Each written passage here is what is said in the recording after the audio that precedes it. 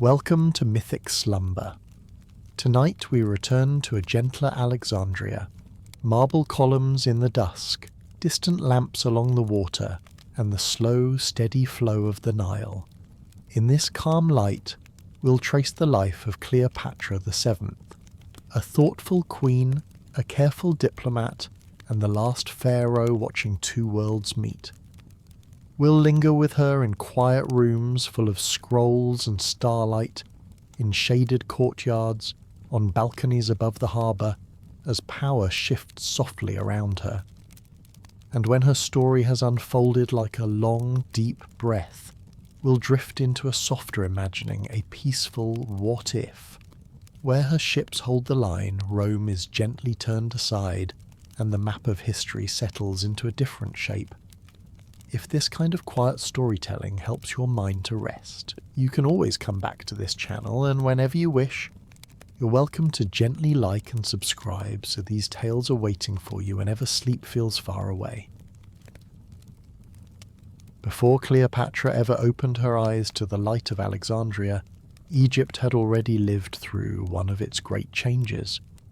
For thousands of years, the Nile Valley had been ruled by pharaohs whose names rose like pillars out of the desert: Khufu, Ramses, Hatshepsut, Akhenaten. Their monuments still stood, worn by wind and sand, when a young king from the north rode into history and altered the course of the Nile forever. His name was Alexander of Macedon, called the Great. He came not as a slow, patient conqueror, but as a storm. In a few short years he broke the power of the Persian Empire and walked into Egypt as a liberator. The Persians had ruled the Nile as a province. The temples had endured them, but they had not loved them. When Alexander entered, the priests welcomed him with incense and garlands. In their rituals they named him Pharaoh and a son of the gods. It was both devotion and calculation, an ancient land making peace with a new master. Far in the north, at the edge of the Mediterranean, Alexander chose a strip of coast and drew a new city in the sand with the tip of his spear. This would be Alexandria, his city, his gateway between Egypt and the wider world. Soon, warehouses, quays and streets would rise, where there had only been fishing villages and dunes. But Alexander would not live to see it. He died far away in Babylon, his empire still hot and unsettled, his body claimed by grief and by the ambitious hands of his generals. One of those generals was Ptolemy. Ptolemy was not born Egyptian. He was Macedonian, a companion of Alexander, a man who had ridden through dust and battle at his king's side. When Alexander's empire cracked and fell into pieces, Ptolemy took Egypt as his share. He brought the body of Alexander to the Nile, knowing that wherever the tomb of the great conqueror lay, that place would draw loyalty and reverence. In time, the Ptolemies would claim to be the rightful heirs of Alexander's dream. Under Ptolemy and his descendants, a new kind of Egypt took shape. At the mouth of the Nile, Alexandria grew like a living creature. Greek architects laid out its streets in the neat, straight lines they loved. A great main avenue ran across the city, wide and bright, lined with colonnades, statues and shaded courtyards. The harbour became a forest of masts and sails. From all directions, ships arrived heavy with grain, papyrus, glass, wine and exotic goods. Ivory from Africa, spices from Arabia, textiles from the eastern Mediterranean. At the tip of the island of Pharos, builders raised a lighthouse so tall that it was counted among the wonders of the world. Night and day its beacon shone across the water, guiding ships into the harbour like a patient star. Somewhere not far away, Alexander's tomb lay in its quiet chamber, drawing pilgrims and rulers who wanted to stand in the presence of that borrowed greatness. Alexandria was Greek in its design and language, but beyond its walls the older Egypt continued. Along the river, traditional temples hummed with ritual. Priests still chanted the ancient hymns, still tended to the statues of Ra, Amun and Isis. The peasants in the fields still cut grain with sickles that would have looked familiar to farmers 1,000 years before. The Nile still rose and fell each year with the same slow, sacred rhythm. The Ptolemies ruled from the city, but they knew they sat on a much older throne. To govern Egypt, they could not be strangers forever, so they wrapped themselves in two identities. In Greek, they were kings and queens of the house of Ptolemy, speaking the language of Homer and Aristotle, reading philosophy, debating with poets and mathematicians. In Egypt, on temple walls and in sacred processions, they appeared as pharaohs, crowned with a double crown of Upper and Lower Egypt, offering incense to Horus and Hathor, carved in the ancient style beside hieroglyphic prayers. Allow your body to sink a little deeper into the softness beneath you. If you feel your mind settling and relaxing with this journey, a gentle like is the easiest way to support this sanctuary. The early Ptolemies were clever. They patronized the temples, gave gifts to the priesthood, restored shrines that had fallen into neglect under foreign rule. In return, the priests inscribed their names in long lists of pharaohs, anchoring them in a lineage that went back to myth. At the same time, the Ptolemaic court gathered scholars, scribes, and thinkers from across the Greek world. The Library of Alexandria and the Museion beside it became the beating intellectual heart of the Mediterranean, a place where texts were copied, studied, and stored, where astronomers, physicians, and philosophers worked under the patronage of the kings. At the centre of this state, the royal family began to twist into the shapes that would later surround Cleopatra. Brilliant, ruthless, and often tragic. The Ptolemies preferred to marry within their own blood, brother to sister, uncle to niece. These unions were meant to keep power pure and undivided, but they also sharpened jealousy like a knife. Brothers plotted against sisters. Mothers backed one child against another. Courtiers learned to listen at keyholes and speak in careful airs, never revealing all they thought. From generation to generation, the palace at Alexandria was bright on the outside, but full of shadows within. Still, the Ptolemies held on. They maintained Egypt's grain trade, sending ship after ship of wheat to hungry cities around the Mediterranean. They negotiated with other Hellenistic kings, those who ruled in Macedon, Syria, and Asia Minor, and sometimes fought them. They struck coins that bore both Greek legends and Egyptian symbols, and they watched always the growing power to the west. Allow your breath to settle, slow and steady, like the deep rhythm of the distant sea. If you find peace in these ancient tales, please consider leaving a gentle like and subscribing. Your support helps guide more weary souls to this same place of rest, Rome. In the beginning, Rome was just another distant force, busy conquering its neighbours in Italy.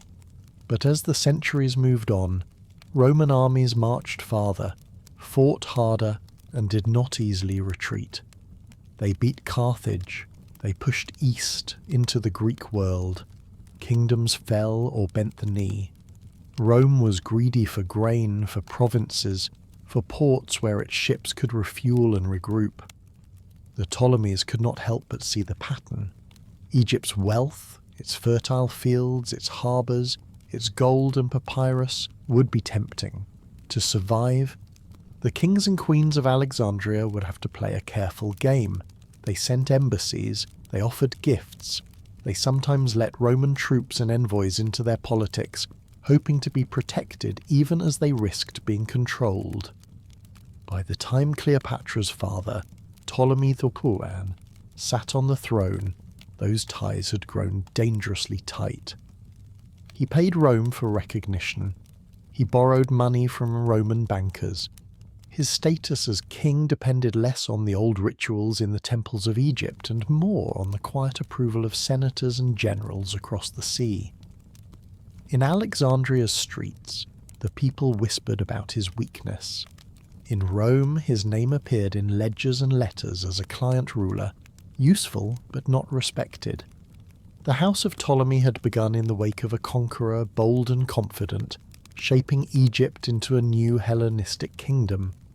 Now, generations later, the dynasty was tangled in debts, rivalries, and the looming shadow of Rome.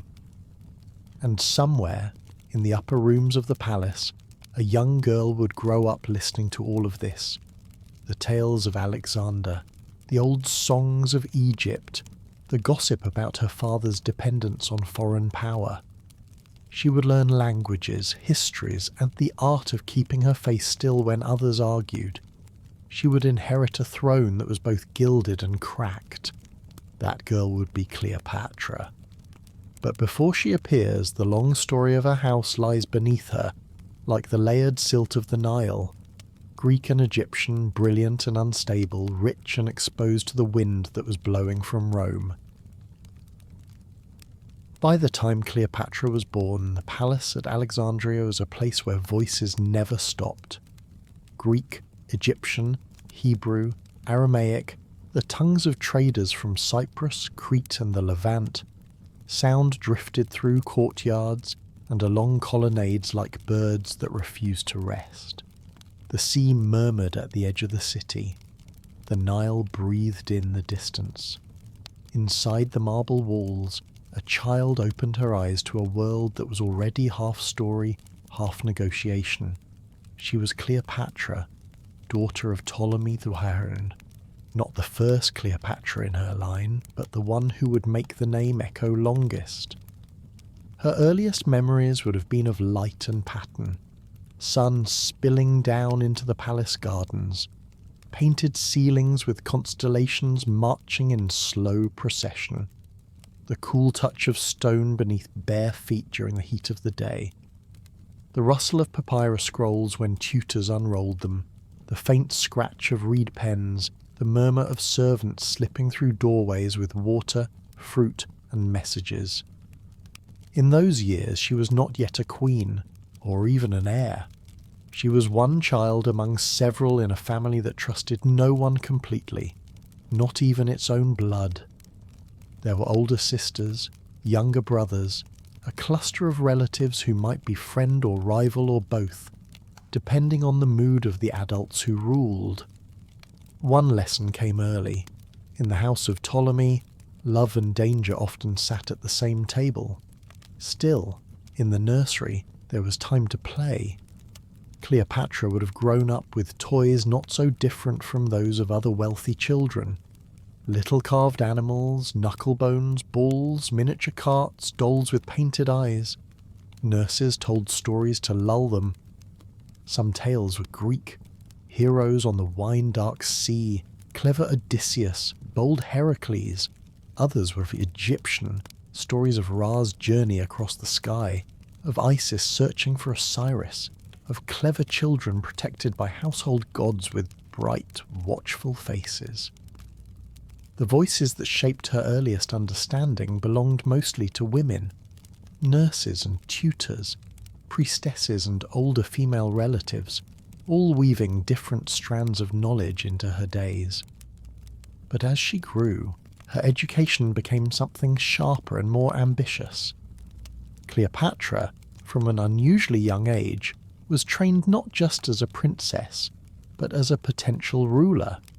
Her tutors taught her Greek first, not only the everyday Greek of the market and the street, but the polished Greek of philosophers and orators.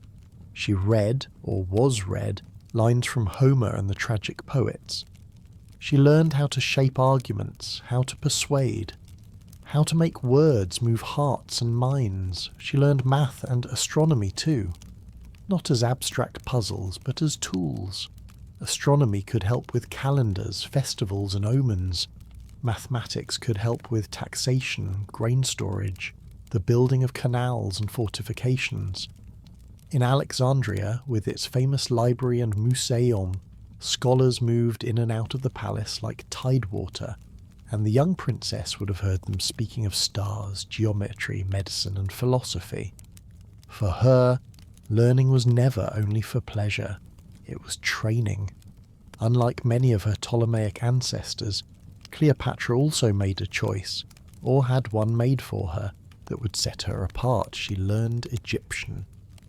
Most of the Ptolemies were content to rule Egypt without speaking the language of the farmers who bent over the fields, or the temple scribes who inked prayers onto papyrus. They governed through Greek and let interpreters handle the rest. Cleopatra was different. She learned to read the curves and pictures of the hieroglyphs. She learned the flowing script used for everyday Egyptian writing. She practiced the names of the gods in their native form. In time, ancient writers would say that Cleopatra spoke many languages, perhaps 8 or 9. Whether that number is exact or not, the picture is clear enough. She could talk to people Rome would have needed interpreters for. She could speak with Egyptian priests without a go-between, with Jewish leaders in their own tongue, with Eastern envoys in theirs. If someone came to her court hoping to hide behind a translator's careful words, Cleopatra could step neatly around that barrier and hear them herself. This made her dangerous in the best way. It also made her deeply aware of how different people saw the world. As she sat in airy schoolrooms listening to lectures, the other education was happening in corridors and doorways. She saw her father, Ptolemy XIII, trying to keep his balance between domestic unrest and Roman pressure. Sometimes he was called the flute player, mocked for his love of music and performance. Sometimes he was called worse, a king who paid Rome too much, who taxed his own people hard to send gold across the sea. Cleopatra watched as Roman envoys arrived, stiff in their togas, assessing the palace with sharp eyes. She saw the way her father's courtiers bowed a little lower to certain visitors. She heard the way his voice changed when a letter came from a powerful Roman ally or creditor. In those small details, a child could read a simple truth. Egypt was rich, but not entirely free. In the women's quarters and in quiet terraces overlooking the sea, she heard another kind of talk. Servants whispering about food prices, merchants complaining about taxes, priests worrying about temple revenues and their own influence. Egypt was still magnificent, but cracks were visible. A clever girl could feel where the plaster had begun to flake. Within the palace, families shifted like sandbars. One season, an older sister might seem secure, surrounded by flattering companions. Another season, the same sister might suddenly be spoken of less. Her name kept off certain lips, her visits to the throne room fewer. Brothers were praised and then scolded, promoted and then quietly set aside. Every change was a lesson for Cleopatra. Favour could rise and fall as quickly as the Nile's flood. In such an environment, she learned self-control very early. She practiced the art of listening more than she spoke. She watched faces. She noticed who lingered near which door, who slipped into which chamber at dusk, who seemed unafraid and who seemed too eager to please. Her education in religion was just as layered. In Greek she learned the stories of the Olympian gods, Zeus, Athena, Aphrodite. She studied philosophy's more refined visions of the divine, a mind that ordered the cosmos, a reason that pervaded all things. In Egyptian, she learned that the king and queen were bound to the gods in a sacred web. Pharaoh, even in Macedonian form, was Horus on earth, the child of the gods, the guarantor of Ma'at, cosmic balance and truth. As she grew older, priests would instruct her in what this meant for her. Rituals she might one day perform, offerings she would be expected to make, words she would speak before shrines gilded with centuries of belief. Cleopatra did not inherit only a crown, She inherited a stage built by hundreds of ancestors, and beneath that stage the deep, quiet foundation of Egyptian faith. Yet, for all that, she was also a young girl in a coastal city. She would have known the feel of sea spray on her skin during a rare excursion near the harbour. She would have smelled fish and tar, spices and wet rope as she watched ships come and go. Sailors from Rhodes, from Syria, from Sicily and beyond, sunburnt and loud and full of tales, would have passed through the streets she glimpsed from behind curtains or veils. Those moments, brief and carefully supervised, would have shown her that Alexandria was not just a palace and a library. It was a crossroads, where news and rumours travelled faster than caravans. From the deck of a ship, Egypt was one stop among many. From her vantage point, Egypt was the centre of the world, and yet vulnerable to all those hulls shape-cutting the horizon. As she moved from childhood toward adolescence, Cleopatra's tutors would have shifted their emphasis. Less simple recitation, more rhetoric. Less list learning, more practice in decision-making. She might be given hypothetical disputes. 2 villages arguing over water rights. 2 merchant houses quarrelling about a contract. She would be asked, what questions would you pose? Which witnesses would you call? What verdict would you render that preserved peace but also authority? These exercises were rehearsals. One day, the quarrels would be real. There would also be lessons in presentation. How to enter a room so that all eyes turned naturally, without any clumsy demand. How to sit so that she seemed attentive and calm, even when her heart beat fast. How to speak so that a compliment could carry a warning, and a warning could be wrapped in silk. If her father took her to certain ceremonies, she would have stood slightly behind him, watching how he greeted ambassadors, how he responded to petitions, how he accepted tribute and complaints, praise and veiled threats. She would have noticed what worked and what did not, which gestures earned respect, which words made people draw back or lean in. In all of this, her mind was not separate from her emotions. Cleopatra was not an icy statue being carved into the queen. She was a human being, capable of affection, amusement, frustration and fear. She likely had favourites among her siblings and people she avoided. Moments she laughed freely with attendants or friends, and nights she lay awake, listening to the sea, wondering what role she was meant to play. But through those shifting feelings, one thing grew steady. An understanding that her world was not simple. It was not divided into pure heroes and pure villains. It was made of pressures, debts, old loyalties and new dangers. Rome was not only a name on maps. It was letters that made her father's hands tremble. Egypt was not only a crown and a river. It was fields that might flood too much or too little, temples that needed funding, cities that could riot if bread ran short. By the time she reached her later teens, Cleopatra was no longer just a clever princess. She was a young woman whose mind held languages like instruments ready to be picked up, whose memory contained laws, rituals and histories, whose observation had been sharpened by years of watching grown men and women play at power and lose. The house of Ptolemy had given her a dangerous gift. It had forced her to become capable. Soon, her father's life would reach its end. The careful balance he tried to hold would tilt. Roman politics would send new currents sweeping toward the Nile, and Cleopatra, child of 2 worlds, Greek and Egyptian, palace and temple, scroll and shrine, would be called not only to observe but to act. When Cleopatra's childhood turned into youth, the change did not come softly. It arrived with the death of her father. Ptolemy the Septuagint, with his nervous smile and his Roman debts, finally slipped out of the world, leaving behind a kingdom that had been held together with loans, promises, and the Nile's stubborn fertility. The green flood still rose and fell each year, but in the palace the tide turned in another way.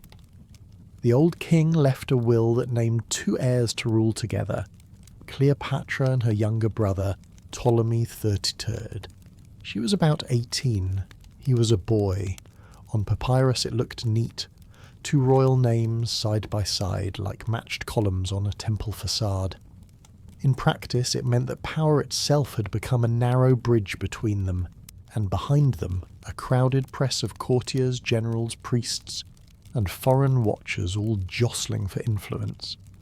Cleopatra understood at once that there was not enough space on that bridge for innocence.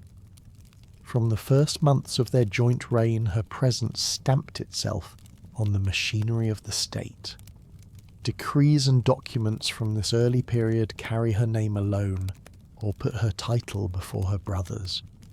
Her profile appeared on coinage more prominently. The young queen stepped forward in a way that made it clear she intended to rule as more than a figurehead. She knew Egypt. She knew its languages, its temple rituals, its markets. She had listened to its worries from behind screens and on shaded balconies. Now, with the weight of the double crown fresh on her brow, she began to act. The kingdom she inherited was not a blank slate. There were problems that no change of name could erase. Taxes were heavy. Resentment simmered in the streets of Alexandria and in the villages along the Nile. Famine threatened when the flood ran low. Rome's shadow lay across the sea, heavy and expectant. Ptolemy XIV's arrangements with his Roman patrons had bought him his throne back once, but at the cost of Egypt's pride and treasury. Cleopatra's first acts suggest she tried to shift that balance, even slightly. She worked to stabilize grain supplies, soothing the fragile link between city and countryside. A hungry Alexandria was a dangerous Alexandria. Riot could swell like a storm out of the harbour quarter, filling the wide streets and echoing through colonnades. A full granary, fairly managed, was as much a weapon as any spear. She leaned into her Egyptian identity, appearing in temple reliefs as Pharaoh in the old style, side by side with the gods, and speaking to priests without an interpreter. That choice was not mere sentiment.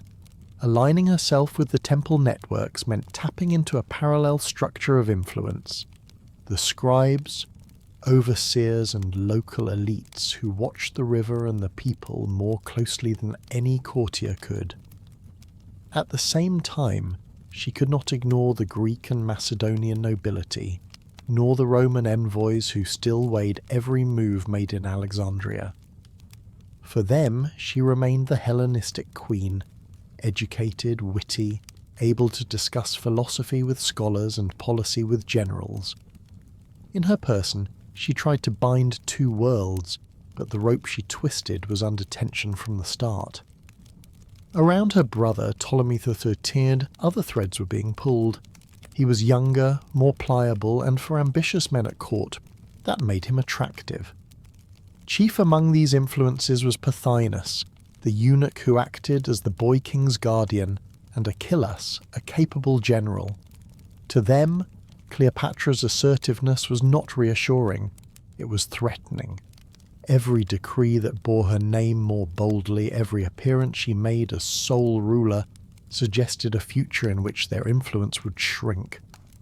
They began to push back. At first, the resistance would have been subtle, advice to the young king, quiet warnings about his sister's excessive independence. Careful efforts to surround Cleopatra with men loyal more to them than to her. But in a house like the Ptolemies, subtlety rarely stayed subtle for long. Outside the palace, the Nile's moods gave everyone less room to maneuver. A poor inundation brought smaller harvests. Money was tight.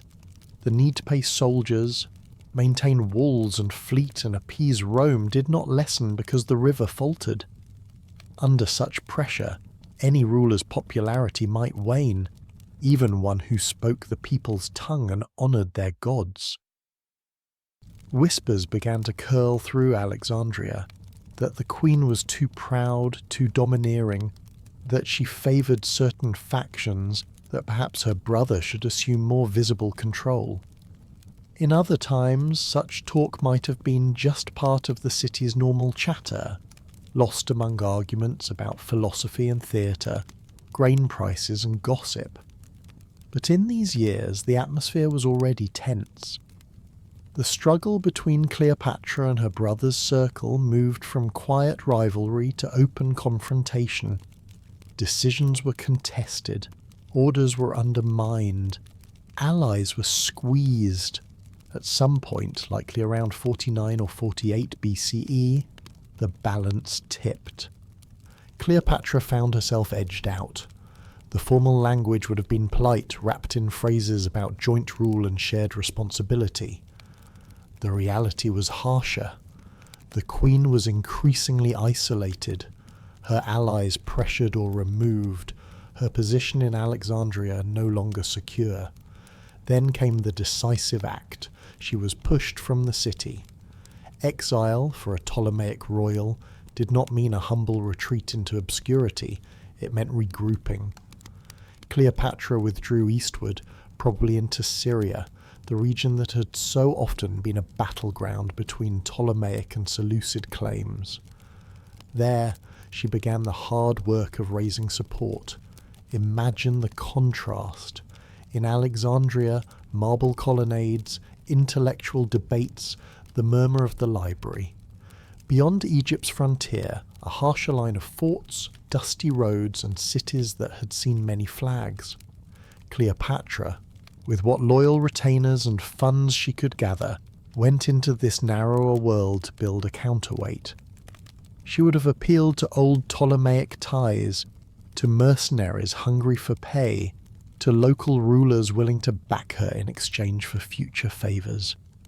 In this, she was not unique.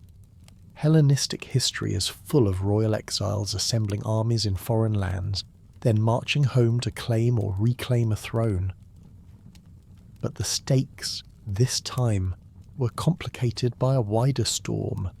Across the sea and along the coasts, Rome was tearing itself apart. Julius Caesar and Pompey the Great, once allies, had become rivals in a civil war that would decide the future of the Republic. Armies marched through Greece and the Balkans, fleets moved restlessly across the Mediterranean, senators chose sides, provinces bent, broke, or hedged. News of these events did not drift slowly.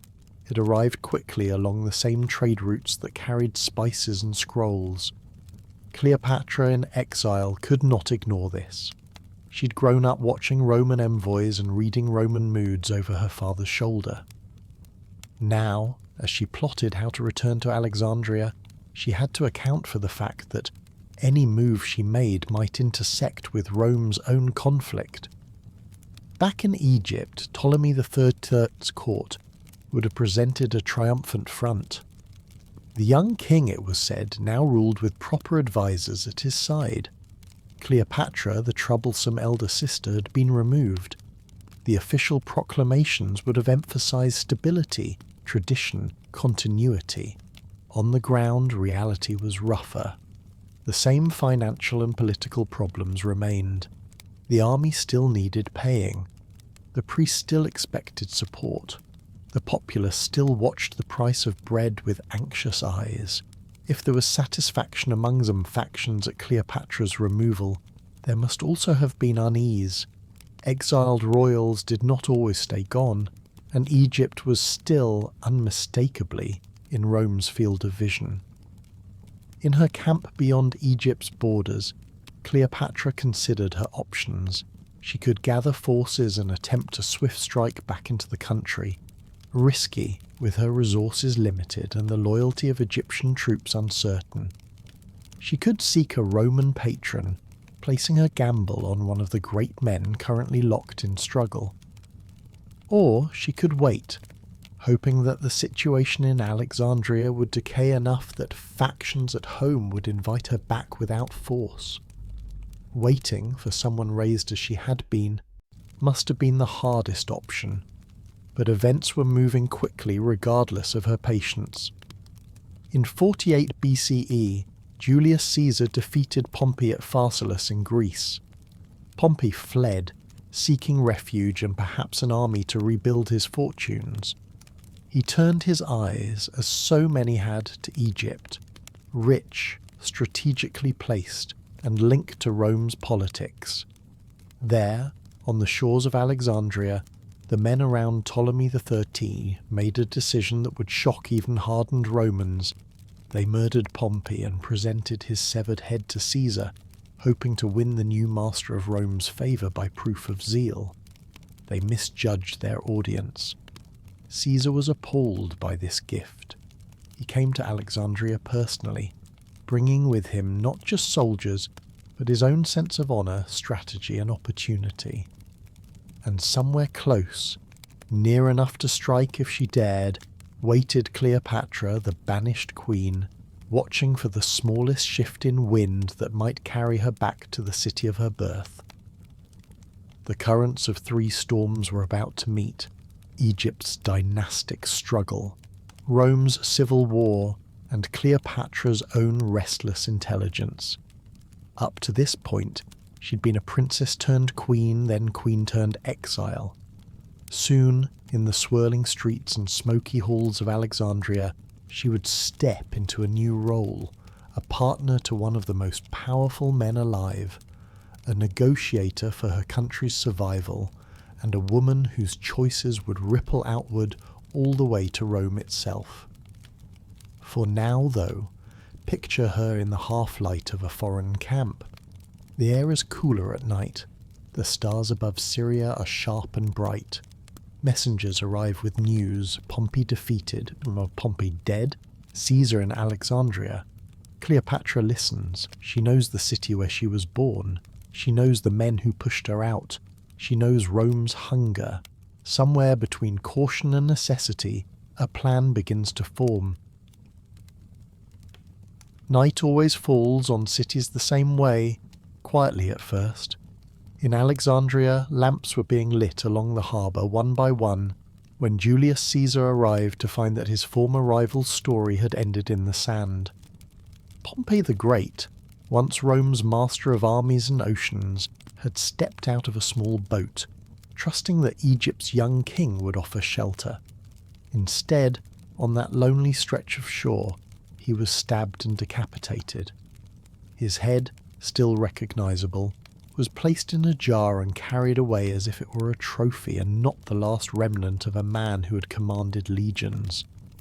When Caesar entered the city and the jar was unveiled before him, those who had arranged the murder watched his face carefully. They expected approval. They received disgust. To men like Pothinus and Achilles, who steered Ptolemy XIII, this was strategy. Remove a loser, please the victor, bind Egypt to Rome's new master. To Caesar, trained in an older Roman code of dignity and mercy, toward powerful defeated foes, it was an insult, both to Pompey and to himself. They had taken from him the choice of what to do with his rival. They had shown themselves capable of treachery dressed as loyalty. He stayed in Alexandria anyway. Caesar had reasons: Roman debts to collect, dynastic disputes to settle, a desire to imprint his victory on this gleaming crossroads of the Mediterranean. Egypt's grain supply was vital to Rome. Its throne could not be left in unstable hands. He declared that he would act as arbiter between Cleopatra and Ptolemy XIII, enforcing their dead father's will, joint rule not exile. For Cleopatra, still outside the city, this was the opening she had been waiting for. She knew Caesar by reputation: brilliant general, skilled politician, man who had crossed the Rubicon and remade the rules. She also knew that appearing before him openly as a banished queen with an army at her back would risk being treated as just another claimant to be brushed aside. She needed to arrive not as a threat, but as something more subtle, an indispensable ally, a partner in Egypt's future. So the story goes, and ancient sources, fond of drama, preserve it, that Cleopatra arranged to be smuggled into Caesar's quarters rolled up inside a rug or bundled in linen. Whether the details are embroidered or not, the meaning behind them is clear enough. She took a risk. She seized the moment. She made her entrance in a way Caesar wouldn't forget.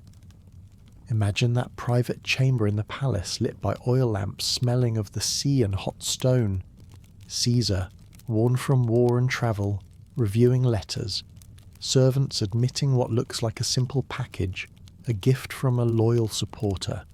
Then the cloth unfurling, not to reveal trade goods, but a young queen, self-possessed, alive with purpose, eyes sharp and unafraid. In that instant, Cleopatra turned exile into opportunity. She spoke to Caesar not through intermediaries, but face to face. She told him of her claim, of her father's will, of her brother's betrayal and the men behind him. She did not come begging. She came proposing a settlement in which Caesar could play the role he liked best, the wise arbiter, the man whose decisions reshaped worlds. Her intelligence was obvious. Her education meant she could speak with him on Roman politics and Greek philosophy, on Egyptian finances and military logistics. Her presence, youthful, charming, but also visibly composed, stood in contrast to the clumsy brutality of those who had murdered Pompey. Caesar listened. There, in that lamplit room, a partnership began. Word of Cleopatra's secret arrival moved through the palace like a draft. When Ptolemy XIII's supporters realized she was inside the same walls as Caesar, the air grew tight with alarm. They had pushed her out of Alexandria once. Now she was back, under the protection of the most powerful Roman alive. Talk turned to tension, tension to violence. What followed is remembered as the Alexandrian War, a compact, chaotic struggle fought not on open plains but in streets, squares, and the wide shadow of the Pharos lighthouse. Caesar, with a relatively small force, found himself pinned in Alexandria, holding key sections of the palace district and the harbour, while Ptolemy's army, commanded by Achilles and others, pressed him hard. He fortified positions, set fires to deny the enemy certain quarters, and tried to keep supply lines open from the sea. The fighting was brutal and close. Streets clogged with rubble and bodies. Civilians crowded into whatever buildings seemed safest. Flames leapt from warehouses and spread through the delicate lattice of Alexandria's famous districts. One fringe of fire, ancient writers say, reached the docks where ships loaded with scrolls were moored. Later generations would tell tales of the Library of Alexandria burning all at once in this war. The reality is more complicated, spread over years and different disasters. But certainly in these days of siege, books and buildings alike were lost to panic and flames. Cleopatra's position inside the palatial district with Caesar was as precarious as it was strategic. If he won, she would be restored. If he lost, Ptolemy's faction would not forgive her. Yet she did not flee. She stayed at his side through the crisis, sharing the dangers of a besieged court. Her presence was more than ornamental. She knew the city, its alleys, its factions, the loyalties of its priests and merchants. She could advise on where sympathy might still be found, whom to approach and whom to distrust. Outside the walls, Egypt watched the old pattern play out again in a new form, foreigners fighting over its fate. Roman soldiers clashed with Egyptian troops, sometimes joined by local contingents, sometimes opposed by them. The Nile continued its course, but in the cities normal rhythms broke. Markets faltered. Temples measured their words carefully, waiting to see which name would be carved deeper in stone. Cleopatra's or her brother's. Caesar called for reinforcements. From the east came Mithridates of Pergamum and other allies, bringing troops to break the deadlock. There were more battles, bridge crossings, clashes in the delta region, maneuvers along canals and causeways. Bit by bit the balance shifted. Ptolemy XIII's forces suffered defeats. Alliances cracked under strain. At one crucial moment the young king attempted to flee by boat as his army faltered, only for his vessel to capsize. He drowned in the waters that had once promised him a lifetime of rule. When the fighting finally ebbed, the rough outlines of a new order emerged. Cleopatra was restored to the throne, now paired with another, younger brother, Ptolemy XIV, as co-ruler in name. But the true centre of power was clear. She was queen, and Caesar was her patron. In the quiet after the storm, their alliance deepened. They spent months together in Alexandria. Politics and intimacy coiled around each other. Meetings about taxes, troops, and treaties blurred into shared meals, shared journeys along the Nile, shared nights in the palace. Cleopatra's intelligence and charm did not fade when the danger eased. If anything, they became more visible.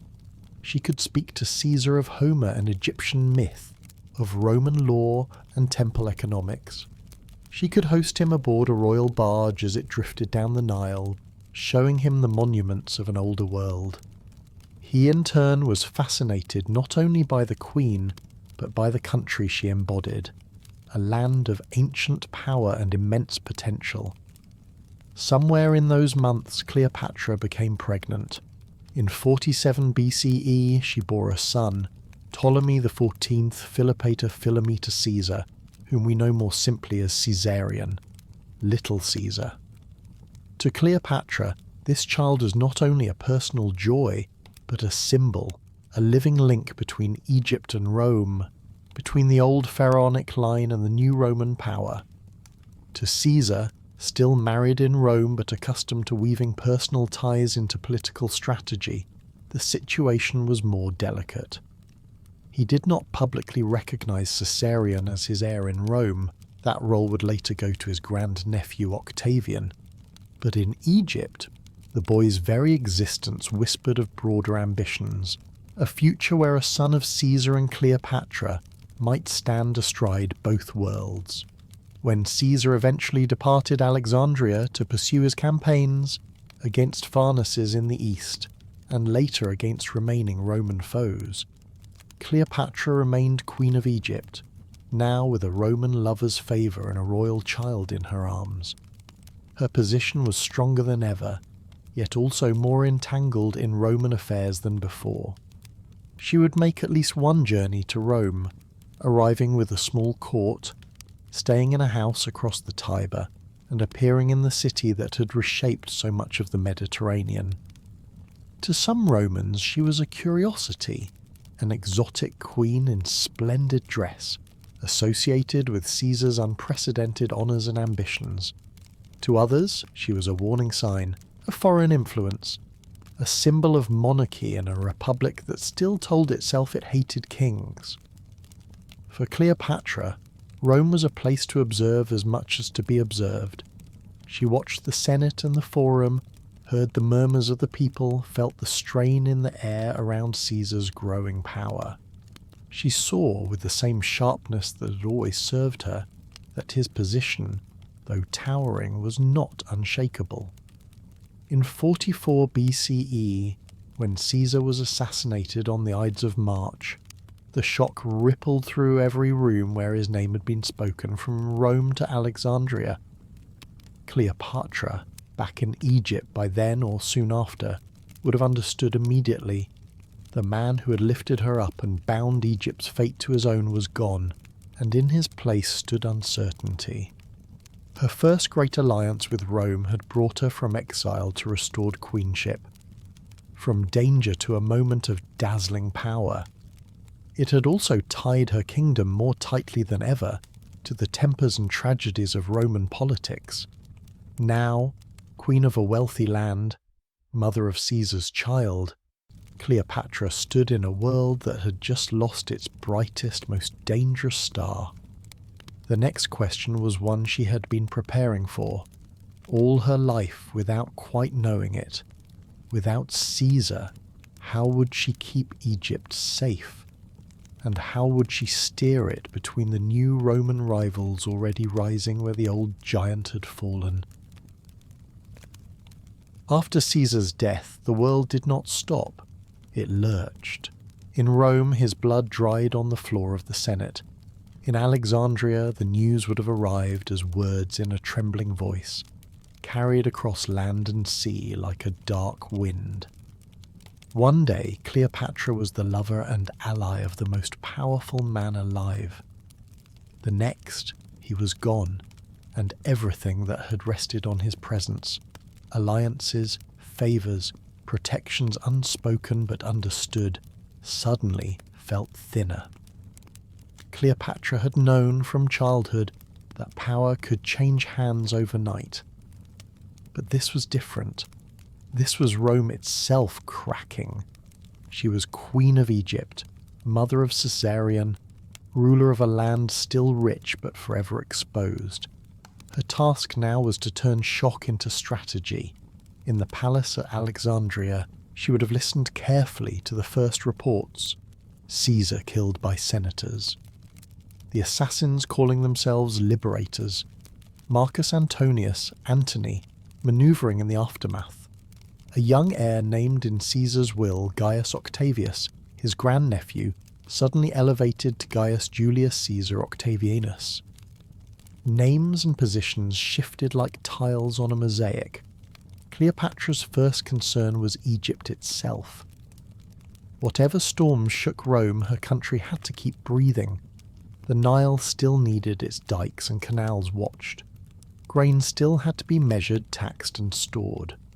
Temples still needed patronage, their rituals performed with steady hands, so that the gods of Egypt would not be seen to abandon their queen. She had ruled formally with her younger brother, Ptolemy XIV, since Caesar had restored her. But in this new, uncertain age, a co-ruler, especially one with his own potential backers, was more liability than safeguard. Sometime after Caesar's death, Ptolemy XIV disappears from the record. Ancient sources hint, and historians largely accept, that Cleopatra had him quietly removed, likely poisoned. It was a cold decision, but in dynasties like the Ptolemies, such acts were grimly familiar. A rival removed meant fewer doors for Romans or ambitious Egyptians to knock on if they wanted an alternative monarch. In his place beside her, Cleopatra elevated Caesarion, still just a child, as co-ruler, Ptolemy XIV Caesar. To Egyptian eyes, this could be framed as a continuation of royal tradition. Mother and son, queen and boy king, sharing the double crown. To Roman minds, especially those sensitive to questions of inheritance, it was something more dangerous. A living claim that Caesar had left a blood heir, not merely an adopted one. Cleopatra balanced these meanings like weights in her hands. Inside Egypt, she presented Caesarion as the legitimate offspring of a divine union. Herself, identified with Isis, and Caesar, who could be linked in imagery to Jupiter or to Egyptian gods. On temple walls and in inscriptions, this pairing had a sacred glow. The queen was not just a widow of opportunity. She was the mother of a child whose bloodline stitched together the prestige of two great civilizations. Outside Egypt, she was more careful. She knew Rome was raw and suspicious. Octavian had Caesar's name, Caesar's will, and the loyalty of legions who had followed his adoptive father. To stand openly in opposition to his claim would be to invite a war for which Egypt, though rich, might not yet be ready. So Cleopatra watched.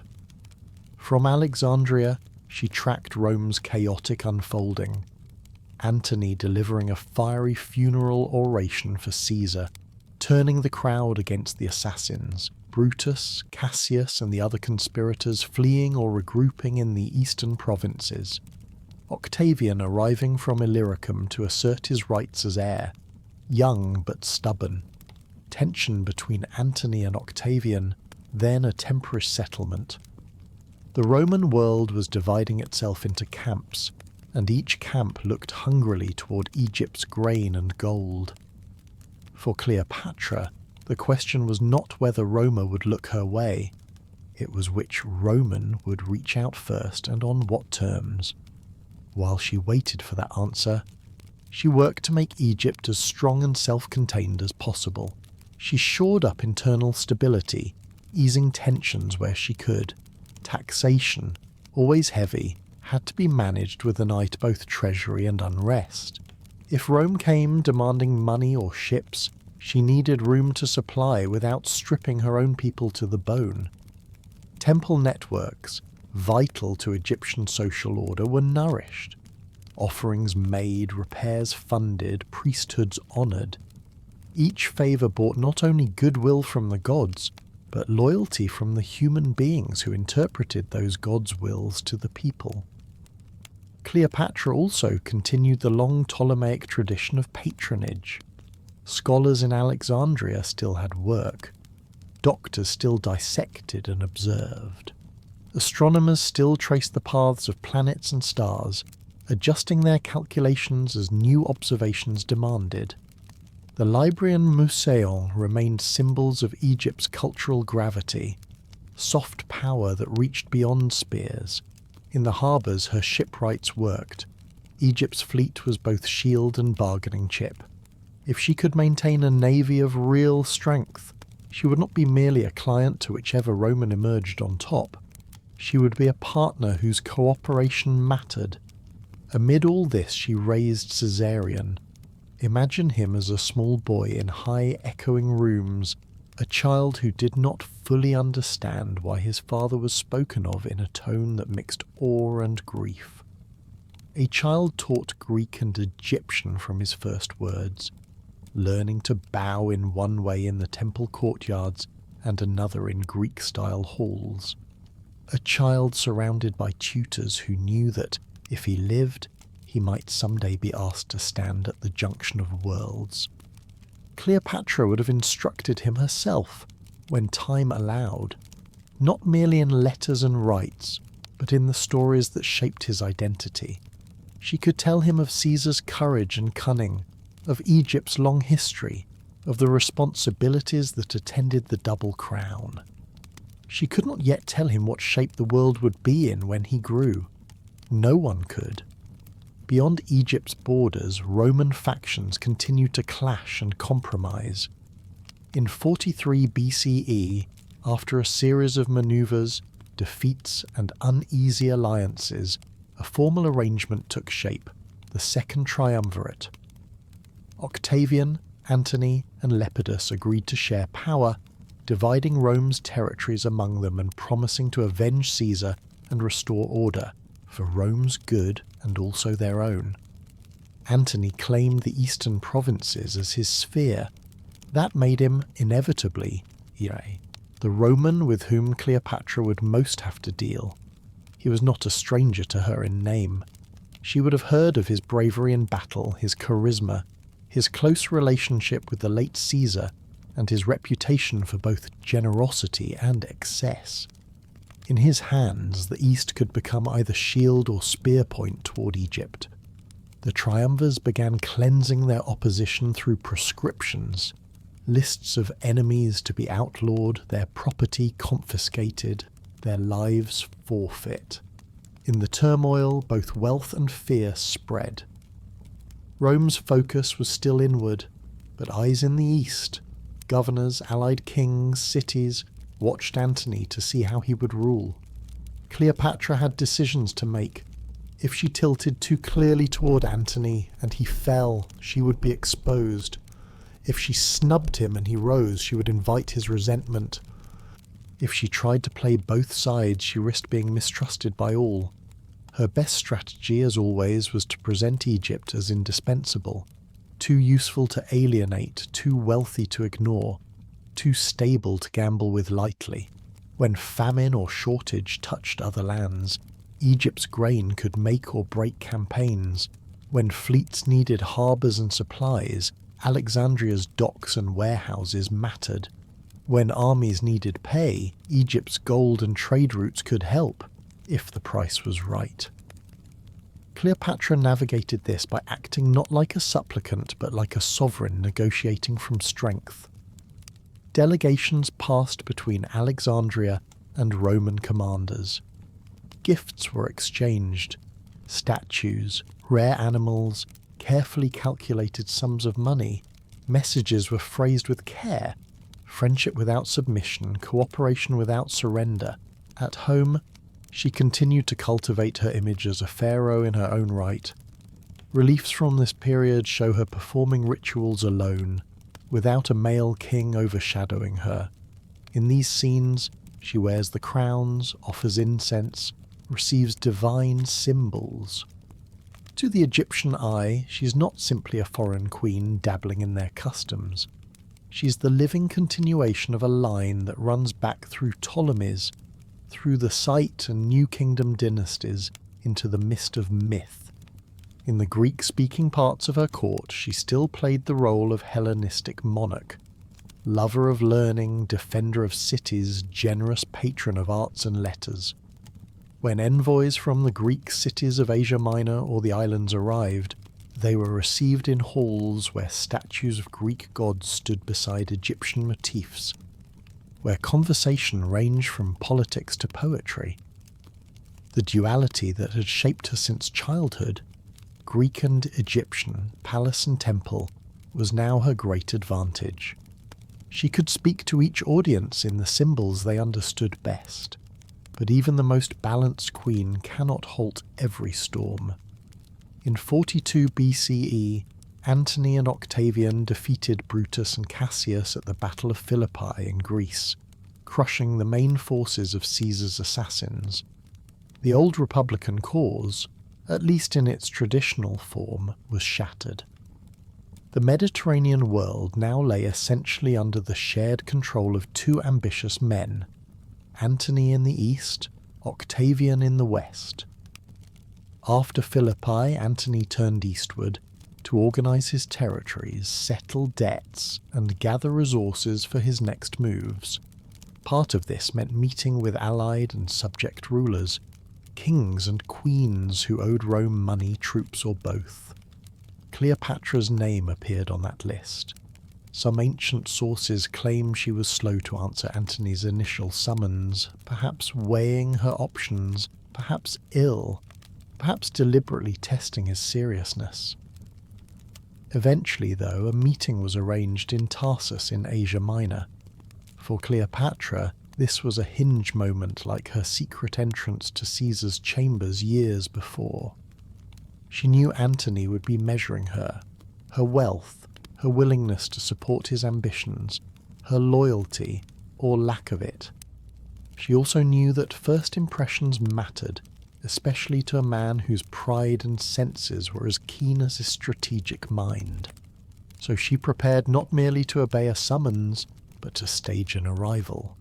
Down in Alexandria's harbour, carpenters and decorators would have worked on her royal barge. Sails, oars, gilded fittings, scented awnings, costumes for attendants, musicians drilled in the rhythms they would play as the queen approached the city where Antony waited. This was not vanity, it was politics made visible, a demonstration of Egypt's resources and Cleopatra's confidence. But before that famous meeting in Tarsus, she had already done the harder, quieter work, keeping Egypt intact through the tremors of Caesar's murder, the forming of the triumvirate, and the battles at Philippi. She'd survived another round of dynastic risk at home. She'd anchored her son's claim without provoking immediate Roman attack. She'd maintained a fleet, a treasury, and a functioning state. When her ship finally cut through the waters toward Tarsus, Cleopatra did not come as a desperate petitioner. She came as a queen who had held her country together while giants fought around her. In the long years between Caesar's death and that journey, she'd become something even steelier than before. A ruler of an unsteady world, used to sleeping with maps and grain tallies in her head, waking to news from Rome that might overturn plans made the night before. Soon, Antony would step into her story. Together, they would build a partnership that dazzled and alarmed, that felt to many like a new Eastern court rising to challenge Rome. But all of that, ships at Actium, parades in Alexandria, declarations and donatives, would rest on this quieter interval, when Cleopatra kept Egypt upright in the crosswinds, and learned once again that the only constant in her world was change. When Cleopatra's ship finally sailed up the Cydnus River toward Tarsus, the air along the banks changed. People left their stalls and doorways to watch.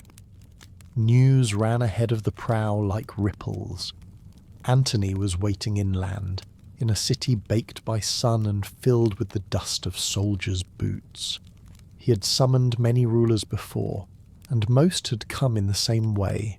Sober delegations, guarded carts, careful flattery. Cleopatra chose another path. Ancient writers, fond of detail, describe her barge as if it were a dream. Purple sails billowing softly, oars of silver dipping in perfect rhythm, stirring the water as if the river itself were breathing slower. The stern carved and gilded, shining in late light. On deck, under an awning scented with incense and flowers, the queen reclined as if she were a goddess stepping out of myth rather than a monarch answering a summons. Musicians played, their notes winding over the water like smoke. Attendants dressed as cupids and nymphs moved through the scene, offering wine and fruit. The smell of perfumes drifted to the shore before the ship itself came into full view, so that onlookers said the breeze arrived wearing Cleopatra's presence even before their eyes could prove she was there. Antony, hearing the commotion, came down to see for himself. He'd known powerful women before. He'd been close to Caesar's wife and to other noble Roman ladies. But this was different. Here was a queen who understood spectacle not as vanity, but as politics. When he met her face to face, the performance did not dissolve. It simply shifted from public theatre to private conversation. Cleopatra spoke to him in Greek, the language both knew best. She could match him joke for joke, story for story, letting him boast of battles, listening with bright attention, then offering tales of Egypt, of temples and festivals along the Nile, of gods older than Rome itself. She did not come as a supplicant, and she did not pretend weakness. Instead, she placed her country's value quietly before him. Ships, grain, money, a strategic position that could support his future wars. Antony, who respected boldness in men, found himself respecting it in her as well. He saw what she offered and what she withheld. He saw that alliance with Egypt could make him first among the triumvirs, if he used it well. In the nights that followed, banquets were held, sometimes in his hall, sometimes aboard her ship, sometimes in neutral spaces where both entourages could mingle. Wine flowed. Stories grew longer, more daring. Laughter rose and fell like a separate music. But beneath the jokes and the sumptuous dishes, there was a quiet exchange of calculations. Cleopatra needed Antony's protection against Roman rivals and against any future challenge to her throne. Antony needed Cleopatra's resources for his campaigns in the east, against Parthia, and for securing the provinces now under his command. By the time her ship turned back toward Egypt, the outlines of a partnership were drawn. Not yet the fully blazing romance that later poets would sing, but a strong, mutually useful bond, threaded with attraction. Months later, Antony followed her to Alexandria. If Tarsus had been her stage, Alexandria was her home theatre, and she knew how to use it. For Antony, arriving in the city where the Nile met the sea, the experience must have felt like walking into a different world. Wide avenues lined with colonnades, the looming lighthouse at Pharos, shining its nightly signal far out into the Mediterranean, temples to Greek and Egyptian gods standing side by side, libraries, lecture halls, bustling markets, and beyond them the ever-present shimmer of the river. Cleopatra welcomed him not as a guest visiting a marginal kingdom, but as an honoured peer stepping into an equal's domain. They formed a social circle that later writers called the Inimitable Livers, a group that dined, drank, and played together with a mix of seriousness and elaborate fun. They dressed in costumes, staged masquerades, held feasts where the goal was not merely indulgence, but the demonstration of abundance and taste. Servants moved quietly through lamplit halls, musicians played, poets and philosophers were invited to entertain with clever tales. Cleopatra, always aware of appearances, let the city see her and Antony together, laughing, talking, planning. This was not just a love affair. It was a piece of political theatre designed for two audiences at once. To Alexandrians, the message was, "Your queen stands with a Roman of immense power.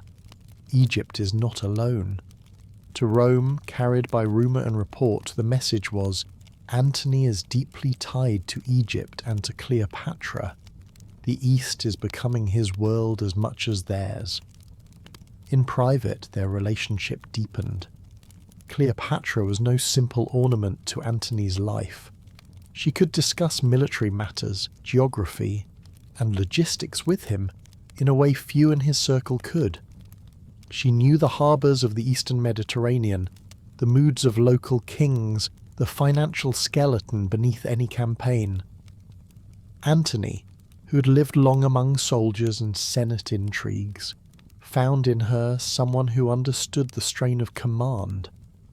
They spent time not only in feasts, but in quieter moments, walking through gardens, reclining on terrace couches as the evening breeze came in from the sea, talking about the future and the past.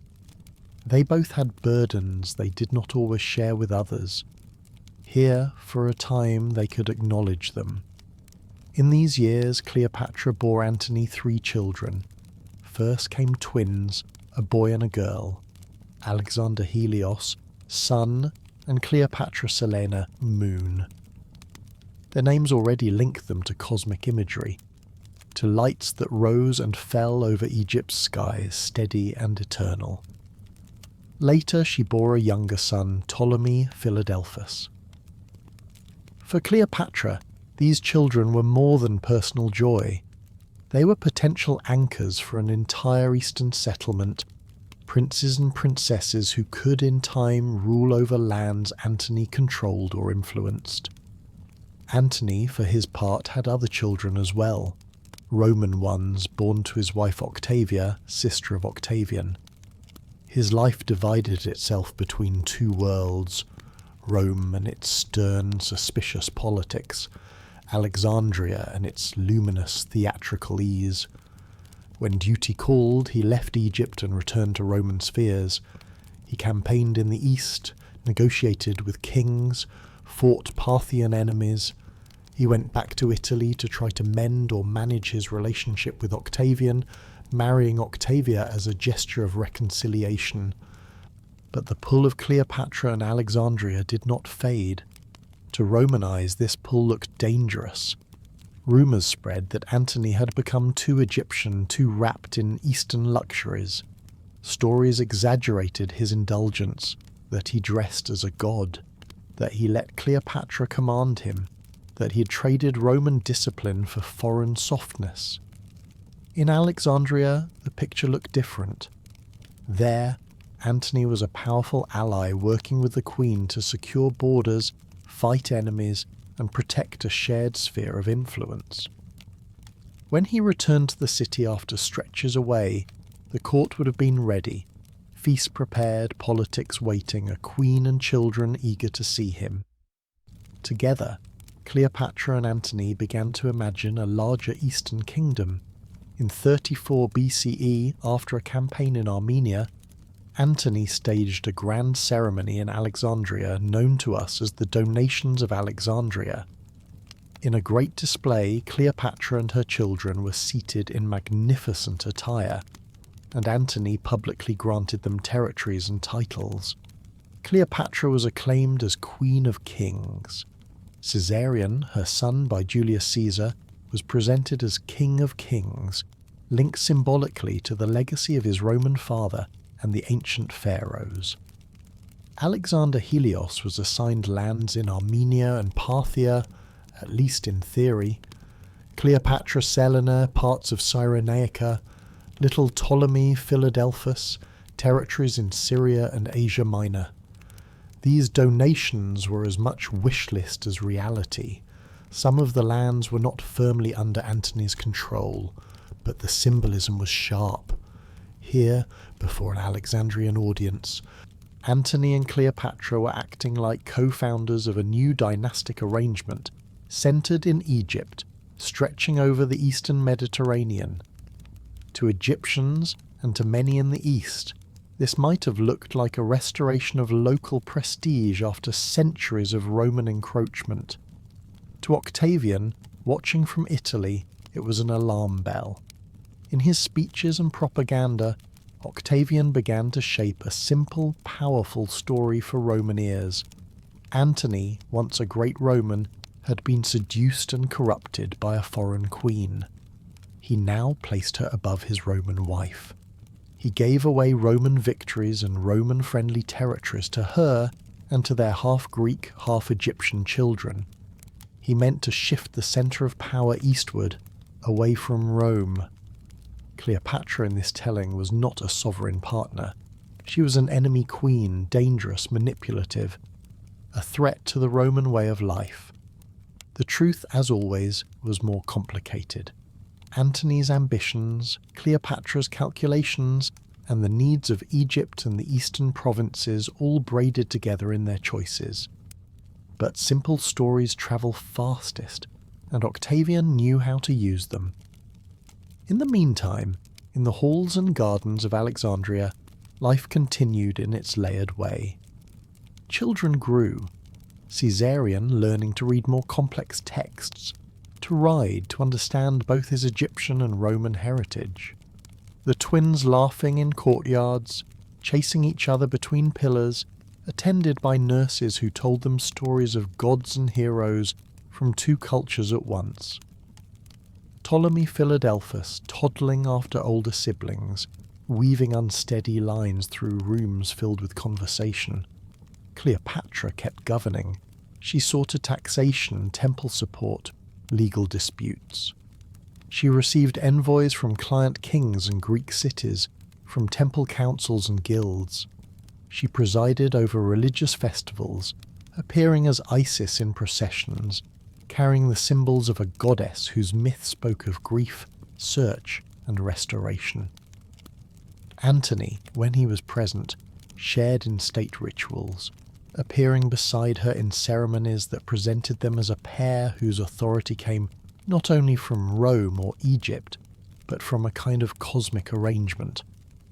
They became, in iconography and in ceremony, a match set, brave warrior and wise queen, east and west intertwined. And yet, under this glittering surface, both must have felt the pressure intensifying. News from Italy would arrive. Octavian's growing control over the western provinces, his careful courting of Italian towns and veterans, his speeches turning Roman sentiment slowly against Antony and Cleopatra, framing them as a dangerous exotic pair who put Rome's interests second. From the east, there were also strains. Not every campaign went smoothly. Subject kings sometimes hesitated. Supplies faltered. Weather and disease played their parts as they always did, indifferent to any ruler's plans. Cleopatra, who had seen Caesar fall despite his power, understood that no alliance, however grand, was immortal. Still, she held to the path she had chosen. With Antony, she'd built not just a personal bond, but a political strategy, an eastern counterweight to Rome's dominance, an arrangement that might let Egypt and its neighbours remain more than just provinces in a Roman world. Whether that strategy could last would depend on ships, soldiers, and the delicate art of timing. For now, in this chapter of her life, Cleopatra was not the hunted exile, nor the isolated queen waiting anxiously on Rome's favour. She was at the height of her visible power, Queen of Egypt, partner of Antony, mother of princes and a princess whose titles glittered like stars. Outside on the Mediterranean, tide shifted quietly. Inside the palace, lamps burned late over maps and letters, while in the nursery nearby the next generation slept, unaware of how much of their future hung on winds, rumours, and the temper of a man in Rome they had never seen. From the high terraces of Alexandria, Cleopatra could look out and see the sea that tied her to Rome as surely as any treaty. That glittering blue sheet bore traders and scholars, yes, but now more and more it carried rumours, pamphlets, and political poison. In Italy, Octavian was shaping a story. He was younger than Antony, quieter in public, less glorious on battlefields, but he understood something with icy clarity. In the end, power in Rome did not rest only on victories. It rested on perception, on what the people believed, on what senators whispered, on what veterans thought as they looked at their promised lands and pensions. So he began to talk about Antony and Cleopatra in a way that turned their partnership into a weapon. He spoke of Antony not as a proud Roman general with Eastern responsibilities, but as a man who had abandoned his Roman wife, Octavia, and their children. He painted a picture of Antony living in luxury at a foreign court, drunk on Egyptian wine and flattery, dressed like a stranger to Roman discipline. Beside him, he placed Cleopatra, no longer the allied queen, no longer the intelligent ruler, but a dangerous enchantress, a foreign seductress who wanted Antony to move the heart of empire away from Rome and into her arms. In his telling, Cleopatra was not Egypt's queen, but Rome's enemy, a woman who whispered treason into Roman ears. Posters appeared in Rome, speeches echoed in the Forum, coins and slogans began to link Octavian's name with stability, tradition, and the true legacy of Caesar, while suggesting that Antony and Cleopatra represented an eastern corruption that might soon flood west. Far away in Alexandria, Cleopatra would have received reports of this campaign, travellers' tales, intercepted letters, careful summaries from agents in Roman territories. She would have understood what Octavian was doing. He was not just accusing Antony of poor judgment, he was laying groundwork for something larger, a final confrontation that could be framed not as civil war between Romans, but as a patriotic struggle against a foreign queen. Antony, in the east, still had immense resources. He controlled provinces, commanded legions, could levy ships and men from client kings. Cleopatra's Egypt added a powerful fleet, wealth, and a stable base. Together they could contest Octavian if the timing and strategy were right. But time was not gentle. There were strains between Antony and some of his eastern allies. His Parthian campaigns had not brought the decisive, glittering victories he might have hoped for.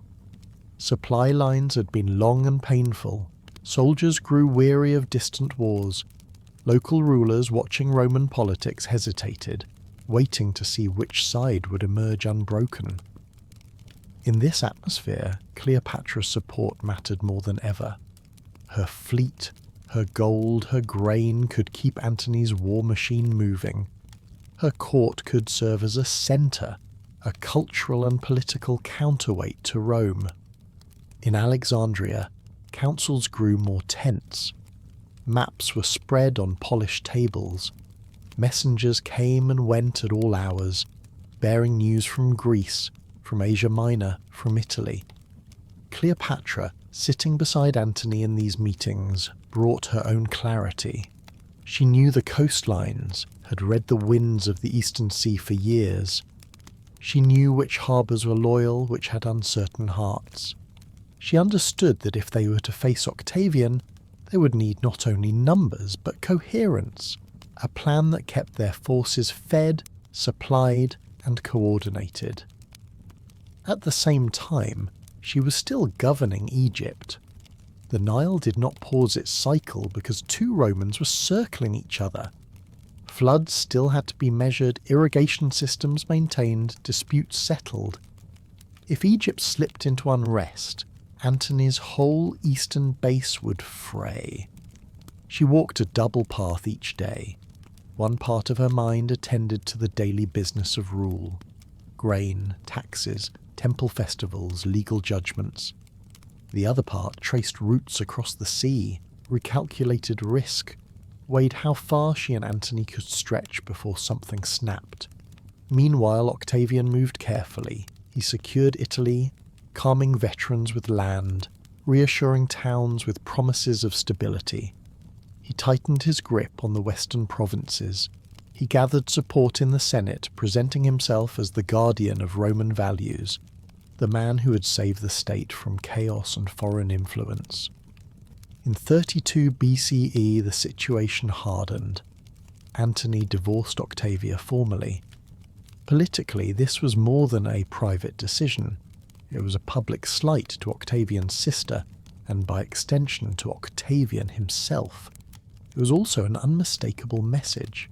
Antony's future was fully tied to Cleopatra in the east.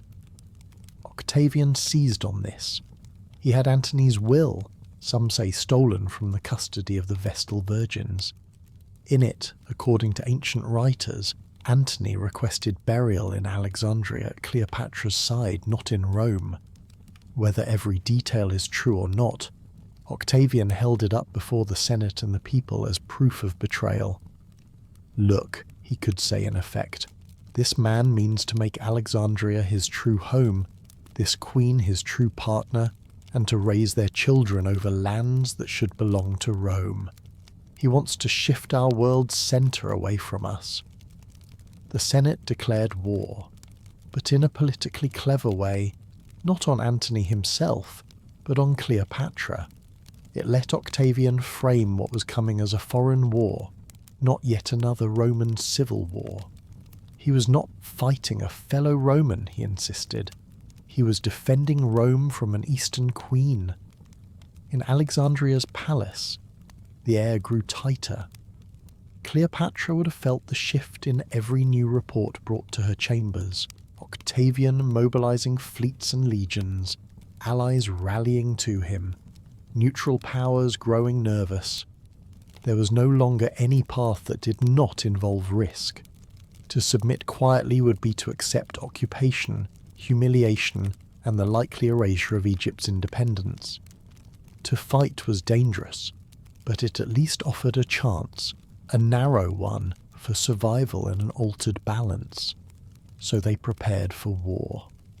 Cleopatra committed her fleet and her treasury. She'd spent years building and maintaining a navy that could operate credibly alongside Rome's. These were large warships, some with multiple banks of oars armed with rams and marines. Egyptian shipwrights had long experience. Their workmanship mattered now more than ever. Antony gathered his legions, his eastern allies, his commanders. In councils that lasted deep into the night, they debated where to make their stand. Should they fight Octavian on land in Greece or further west, letting Antony's skill with infantry decide the issue? Should they risk a sea battle, where Cleopatra's ships could shine but where the cost of defeat might be catastrophic? Should they fall back, let Octavian stretch his supply lines, and then strike? They chose in the end to concentrate their forces in western Greece, at a place called Actium, near a narrow strait and a bay that could shelter their fleet. It was a choice that felt at the time like a compromise between options. By anchoring there, they could threaten the western approaches, hold a defensible position, and keep their fleet and army close together. Yet even as the fleets and camps formed, problems began to show. Disease moved through their ranks. Supplies ran thin. Getting grain to the anchored ships was harder than anticipated. Desertions began, first a trickle, then a worrying stream, as some allies looked at Octavian's tightening net and decided they preferred to be on the winning side. In the camp, Cleopatra's presence was both strength and target. To her own officers and sailors, she was a rallying symbol, the queen who stood with them aboard her flagship, willing to face what came. To Antony's critics, she was a convenient scapegoat. If anything went wrong, it could be blamed on the influence of the foreign queen, who, they said, clouded Antony's judgment. She did not hide in these days. Cleopatra stayed close to the command, aboard her own ships, consulting, advising, watching. She knew that if she withdrew to Egypt and the battle went badly, all accusing fingers would point at her absence. If she stayed and it went badly, at least she could try to shape events as they unfolded. Octavian, approaching, played a different game. His admiral Agrippa was a skilled naval commander. They moved methodically, taking key positions along the coast, cutting off Antony and Cleopatra's access to fresh supplies, harassing their lines. Octavian also fought with rumour. He spread word that Antony's soldiers would be pardoned if they defected, that Rome's main enemy was Cleopatra, not the men in Roman armour at her side. He promised rewards. He hinted that those who abandoned the Eastern Queen would be seen as loyal to Rome, not traitors. In the anchorage at Actium, tents and decks became echo chambers of anxiety. Cleopatra would have seen it in the faces of commanders. The drawn expressions, the sharpened tempers, the sudden carefulness in speech. Antony, haunted by the need to justify every decision to men who once had followed him without question, must have felt the pressure like a weight on his shoulders. They could not sit forever. Supplies dwindled. Sickness did its quiet work. Morale, endlessly tested, began to crack. At last, they prepared to move, ships ready, formations planned, signals agreed upon. On both sides of the water, men woke before dawn, adjusting armour, checking weapons, saying their private prayers. On Cleopatra's flagship, priests of Egypt likely murmured rituals, asking for favour from gods who had seen dynasties rise and fall. On Roman decks, soldiers might have whispered to Mars, to Neptune, to Fortuna, anyone who could tip fate. The stage was set, not only for a battle, but for the moment when Cleopatra's long effort to keep Egypt strong between giants would either be vindicated or broken. In Rome, perhaps, some people woke that day thinking only of ordinary tasks: baking bread, cleaning stalls, carrying water. In Alexandria, merchants opened doors, children played, temple bells rang. Far away on the western Greek coast, on a stretch of sea near Actium, two visions of the Mediterranean's future were about to clash. Octavian's Roman-centric empire, anchored in Italy, and Cleopatra and Antony's imagined Eastern-centred world, with Alexandria as its jewel. Cleopatra, standing on the deck of her ship as the morning light spread over the water, would have felt the total sum of her life pressing in. Her childhood in a tense palace, her long years of study, her brave gambles with Caesar and Antony, her tireless efforts to shield Egypt.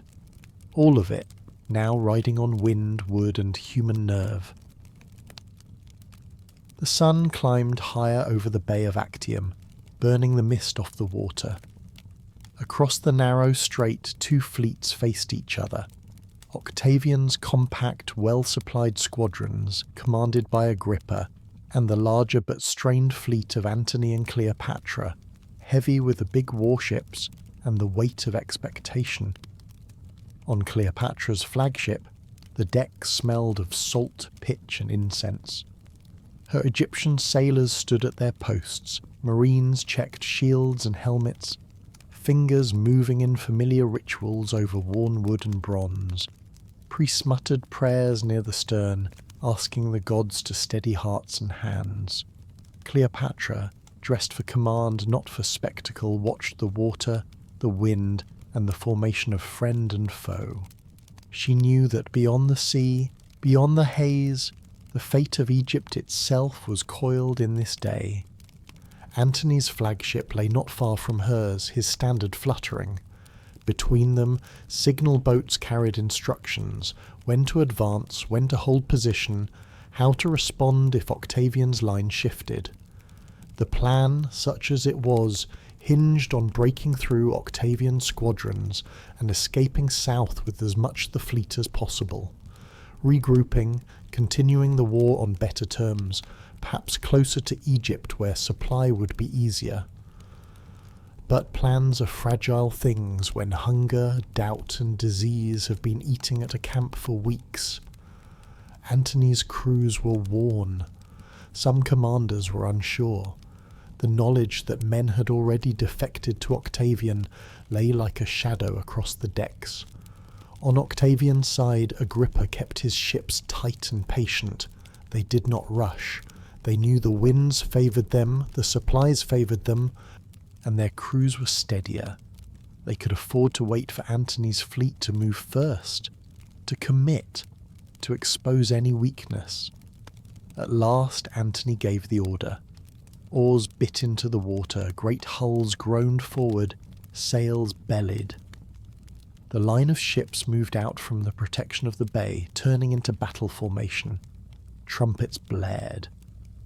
On Cleopatra's deck the noise arrived as a distant metallic cry, carried on the wind. The first clash was a grinding impact of wood on wood, ram on hull. Ships slammed together, grappling hooks flew, marines leapt across gaps, shouting. The sea between the fleets filled with splinters, bodies, oars, and foam stained with blood. Smoke began to rise as some vessels caught fire. Burning pitch, canvas, and the unlucky souls trapped below decks. Cleopatra's squadron, positioned slightly behind Antony's main line, waited for the agreed signal. Her ships were large and heavily built, stronger in straight pushing and ramming than in quick manoeuvre. They needed room to move and coordination with the rest. But as the battle wore on, confusion spread. Signals were lost in smoke and shouting. Some of Antony's ships pressed too far forward, others hung back. Agrippa, seeing uncertainty, pushed his advantage, probing with lighter, more agile vessels, darting in and out, harrying Antony's flanks, threatening to encircle. On Cleopatra's flagship, banners snapped in the wind as she watched Octavian's fleet begin to bend Antony's into a precarious crescent. If they were fully surrounded and pinned in this bay, everything would be lost. Ships, soldiers, and any hope of regrouping elsewhere. Then came the moment that would haunt every telling of this story. According to the plan that some ancient sources preserve, Cleopatra's squadron was to seize an opening and sail through, breaking past Octavian's line and heading south, carrying treasure and key personnel, leaving Antony's remaining ships to hold what ground they could and follow if possible.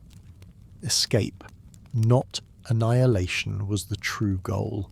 An ugly, necessary choice for a commander whose supplies were failing.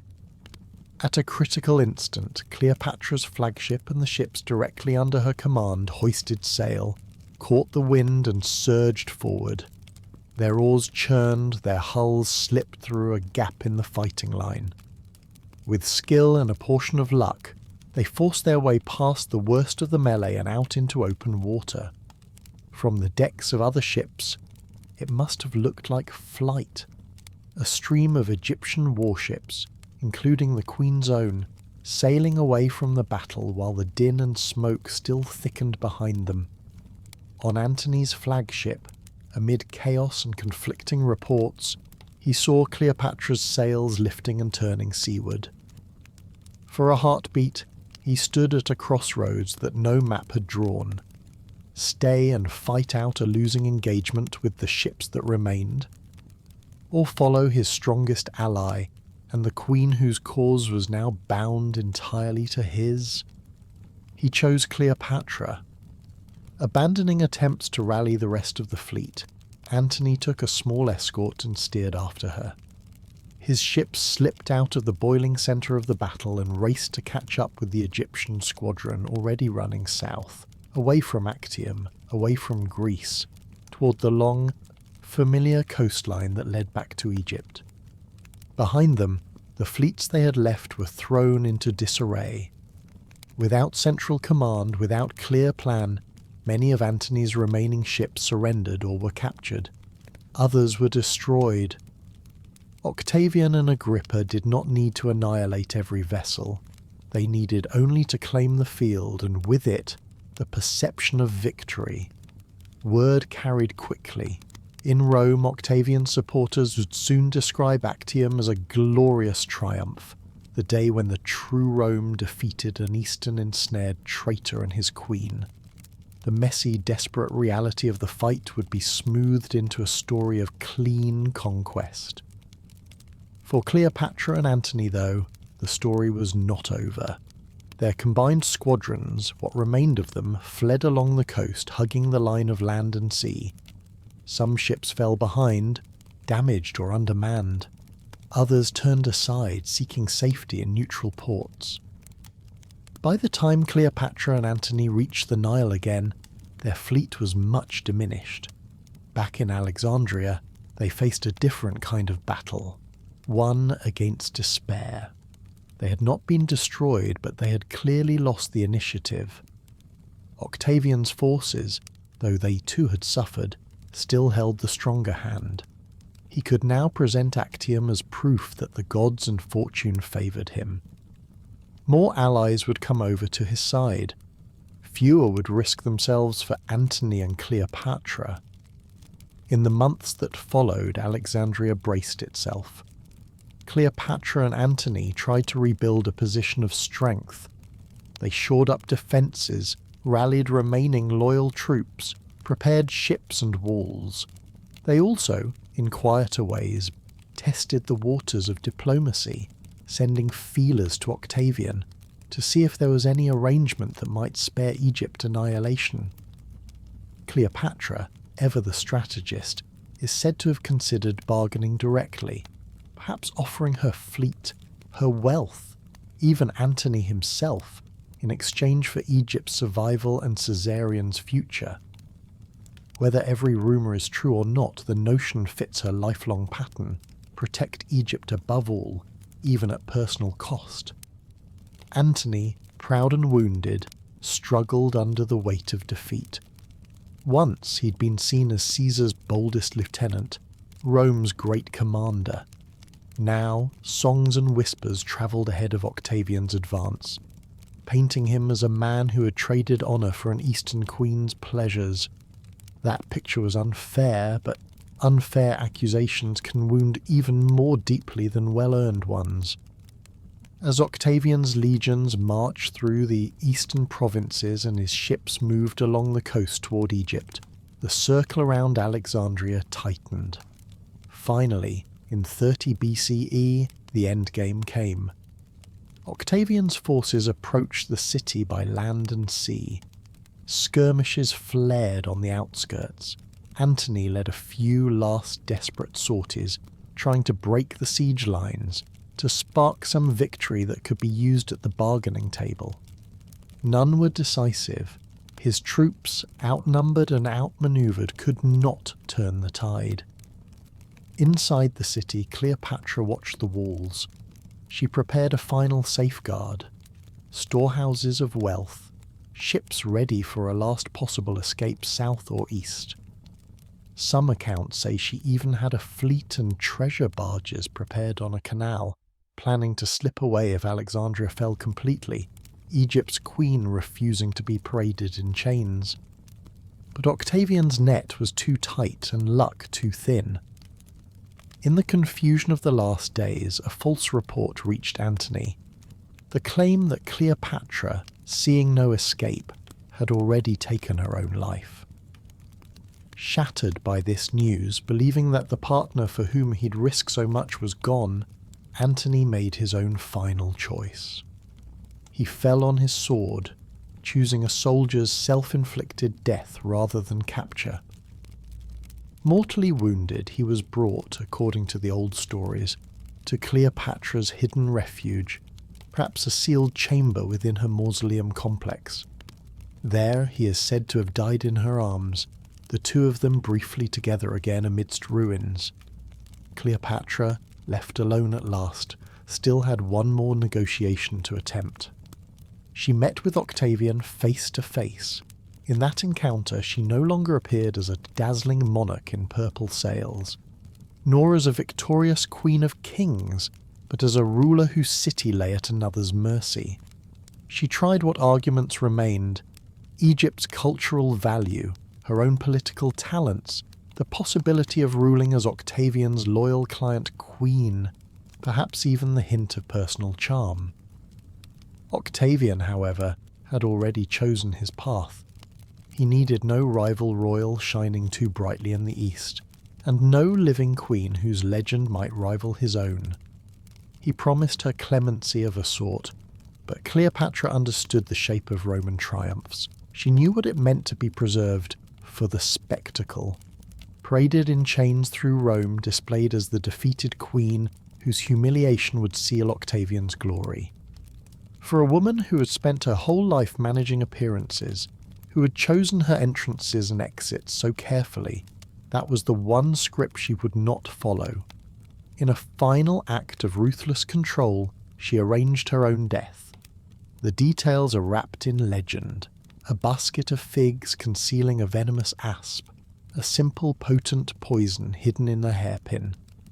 Whatever the method, the meaning was clear. She chose to die in Egypt, on her terms as a queen, rather than live as a trophy. When news of her death reached Octavian, the last living obstacle to his complete mastery of the Mediterranean was gone. Egypt was annexed, its vast wealth now folded into what would soon become the Roman Empire. Caesarion, briefly a potential rival with Caesar's blood and Egypt's throne, was quietly eliminated. Cleopatra's children by Antony met kinder but still uncertain fates. Taken to Rome, raised in Octavia's household, later married into other royal lines. Cleopatra Selene, the daughter named for the moon, would one day be queen in Mauritania, carrying a faint reflection of her mother's radiance to another shore. In Alexandria, the royal house of the Ptolemies was finished. The palace that had once held Alexander's successors, scholars and queens, now housed Roman administrators and garrisons. The temple still stood, the Nile still rose and fell. But the long experiment of an independent Egypt in the age of Rome had ended with the quiet death of its last pharaoh. For the Mediterranean world, Actium and its aftermath drew a line. Before, there had been many competing centres: kings, queens, generals, city-states. After, there would be one dominant power, ruled at first by a man still calling himself princeps, first citizen, Octavian, soon to be Augustus. For Cleopatra there was no after, only the stories left behind, whispers in Alexandria, inscriptions on stone, Roman histories written by men who had never seen the Nile's flood, and centuries later new tellings that would mix truth and dream. Her life's thread, pulled so tight around Egypt's fate, had snapped. But somewhere, in the quiet of that coastal city, the memory of a queen who spoke many tongues, bargained with giants, and chose her own ending lingered like the last echo of a wave against stone. History as we know it turned at Actium and at Alexandria, but for a moment let yourself drift to the edge of another possible shoreline, a quiet what if, not to replace the past, but to imagine how close the balance once was. Imagine that the months before Actium had gone just a little differently. The fevers in Antony's camp break sooner. Grain convoys from Egypt slip past Octavian's blockades in the night, guided by captains who know every inlet along the coast. A few key commanders, tempted to defect, are persuaded to stay by timely gifts, by Cleopatra's careful attention to their family's fortunes, by Antony's renewed discipline. The mood in the camp lifts just enough. Cleopatra and Antony sit with their advisors over worn maps and decide on a bolder approach. Instead of waiting, hemmed in at Actium, they choose to move earlier, striking before Octavian's encirclement is complete. They agree that if the sea fails them, they will fall back on land where Antony's veterans are strongest, but their first gamble will be on a coordinated naval thrust, timed with a land movement to keep Octavian off balance. On the morning of battle, the winds change.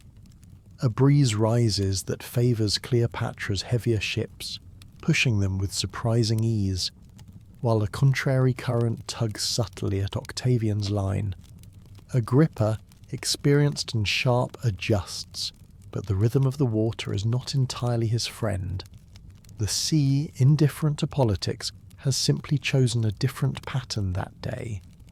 When Cleopatra's squadron surges forward, it does so not alone, but in tight harmony with Antony's main force. Signals are clear. The line holds. As they drive toward a weak point in Octavian's formation, Antony's infantry on the nearby shore begins a coordinated movement, threatening Octavian's coastal positions, forcing his attention to split between land and sea. Agrippa's ships fight hard, but they cannot easily envelop a fleet that keeps its order and refuses to panic. Several of Octavian's vessels ram heavily armed Egyptian ships and rebound damaged. Boarding attempts are repulsed with disciplined ferocity. On the edges, some of Antony's lighter allies harry and distract, buying precious moments. In the press of combat, one of Cleopatra's flagships rams and cripples a key enemy vessel, perhaps even one bearing an important commander. Word spreads along the line. The foreign queen's ships are holding, even advancing. Morale shifts in small but real ways. Where doubt once gnawed, something like belief begins to rise. On shore, Antony's troops seize a ridge that threatens Octavian's camp. Signal fires bloom. For the first time, Octavian tastes a flutter of real uncertainty. His veteran calm holds, but his calculations change. If he stays pinned here, if his fleet takes too much damage, if his lines of supply are severed, he risks not just a lost battle but a drawn-out war in hostile territory. No single moment decides the day. No miracle turns the sea to glass. Instead, a series of small advantages, better supplies, steadier allies, kinder wind, accumulates like grains of sand until the balance quietly tips. By late afternoon, the fleets disengage. Antony and Cleopatra have not annihilated Octavian's navy, but they have achieved what mattered most. They have broken through without collapse, mauled some of his best squadrons, secured a safer route south, and preserved enough of their own forces to fight again on more favourable ground. The story that goes back to Italy is no longer of a glittering Roman victory over a decadent Eastern pair. It is of a hard and costly struggle in Greece, of ships lost and commanders injured, of Antony and Cleopatra escaping with strength intact. Octavian can still call it a contest, but not a triumph. The Senate, hearing of the bloody stalemate, grows restless. Veterans grumble at the idea of yet more years of war. Antony and Cleopatra withdraw deliberately, not as fugitives, but as commanders choosing a new theatre. They return to Egypt and the eastern provinces, where their supply lines are shorter and their supporters closer. They fortify key positions in Syria and Asia Minor, securing passes, harbours, and cities whose elites now see them as survivors, not losers. In Alexandria, the mood shifts from dread to cautious pride. The queen returns not with the ashes of a battle, but with scars that can be spun as proof of endurance. Processions are held, modest at first, to thank the gods for deliverance. The temples of Isis and Osiris hum with gratitude prayers. In the palace, Caesarion and the younger children watch their mother and Antony receive envoys who now bow a little lower, speak a little more carefully. Octavian, for his part, must reckon with a more complicated map. He cannot simply sail to Alexandria and expect the world to applaud. His fleets need rebuilding. His soldiers need rest. His rival's survival emboldens opposition at home. He faces questions in the Senate. How long will this war last, and at what cost? Perhaps he wins new battles later. Perhaps he regroups and strikes again, this time with greater preparation. But the illusion of inevitability is gone. Antony and Cleopatra are no longer framed as a doomed pair careening toward defeat. They are seen as persistent actors in a fractured Mediterranean, presiding over a stable Egypt and a network of Eastern client kingdoms. In this alternate thread, imagine the years that follow. Cleopatra continues to rule from Alexandria, strengthened by the myth of having turned back Rome's first attempt to subdue her kingdom. Antony, older and chastened, spends more time in the east, focusing on administration and smaller, calculated campaigns rather than grand, risky ventures. Their children grow into the roles envisioned at the donations of Alexandria, not as pure fantasy, but as real assignments, governing Cyprus, Cyrenaica, perhaps parts of Syria, under their parents' watchful eyes. Rome, tangled in its own politics, may eventually fracture further. Octavian still has ambition, but his aura of invincibility is dimmer. He could face renewed challenges from within, senators who resent his growing power, generals jealous of his position, cities unwilling to send more sons to war against an enemy who has proven stubborn but not existential. Some in Rome might begin to argue for a negotiated settlement. Let Antony keep the eastern provinces as a partner, they might say, so long as taxes and trade flow. Let Cleopatra remain Queen of Egypt, so long as the grain ships continue to line up faithfully each season. The hard fantasy of a single master over all the Mediterranean softens into a more practical arrangement. A Roman West and a Roman acknowledged but not fully controlled East. Alexandria in this world grows even more splendid. The library continues to accumulate scrolls. Philosophers and mathematicians debate under shaded porticos. Egyptian priests and Greek scholars cross paths in courtyards scented with lotus and olive. Merchants from India, Arabia and Spain mingle at the harbour, their goods piling up in storerooms watched over by officials who answer to Cleopatra's ministers. Caesarion, reaching adulthood, emerges as a young king with a dual inheritance. To Egyptians he is Pharaoh, son of Cleopatra, child of Isis. To Greeks and some Romans, he is the son, however disputed, of Julius Caesar, a living bridge between two traditions. In this imagined future, does he ever travel to Rome under truce, welcomed as an honoured guest? Does he stand in the forum, listening to senators argue, comparing their marble city to his mother's? We cannot know, but we can picture such a visit, a cautious yet hopeful moment when two capitals, Alexandria and Rome, regard each other not as conqueror and conquered, but as wary, necessary partners. The Mediterranean in this alternate timeline is less tidy, less unified under one flag. The map shows a strong Roman Republic or early empire in the west, an Alexandrian-centered Hellenistic Egyptian realm in the east, and a patchwork of client kingdoms between and beyond.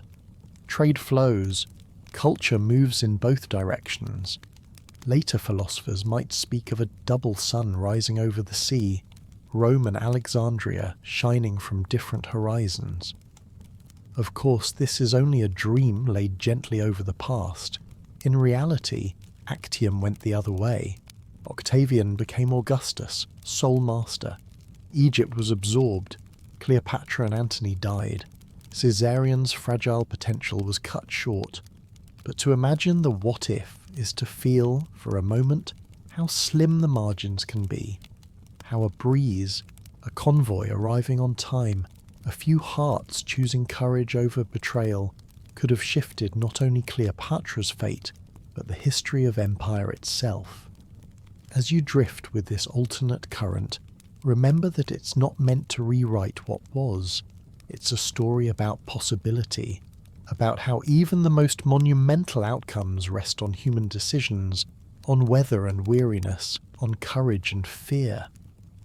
And somewhere, in the soft overlap between what happened and what might have been, Cleopatra remains what she always was, a queen at the edge of a turning world, holding her country between giants and showing us how much will and intelligence can do, even when the tide in the end runs the other way. When we set aside the what-if and return to the history that actually unfolded, Cleopatra's life settles back into its true shape. No less dramatic, but firmly rooted along the banks of the Nile and in the marble corridors of Rome. She died in 30 BCE, in a chamber that smelled of stone, oil, and whatever faint perfume still clung to her clothes after those final negotiations. Outside, Alexandria belonged to Octavian. Inside, for a last quiet moment, Egypt still belonged to her. After her death, the transformation was swift. Egypt ceased to be a kingdom. It became a Roman province personally controlled by Octavian. Senators were not allowed to govern it or command legions there without his permission. The wealth of the Nile now flowed directly into the hands of the man who would soon be called Augustus. The old Ptolemaic courts scattered. Roman equestrians and administrators took up residence in the palaces and offices where Cleopatra's ministers once walked. The temples adjusted, as they always had, to new names and new overlords.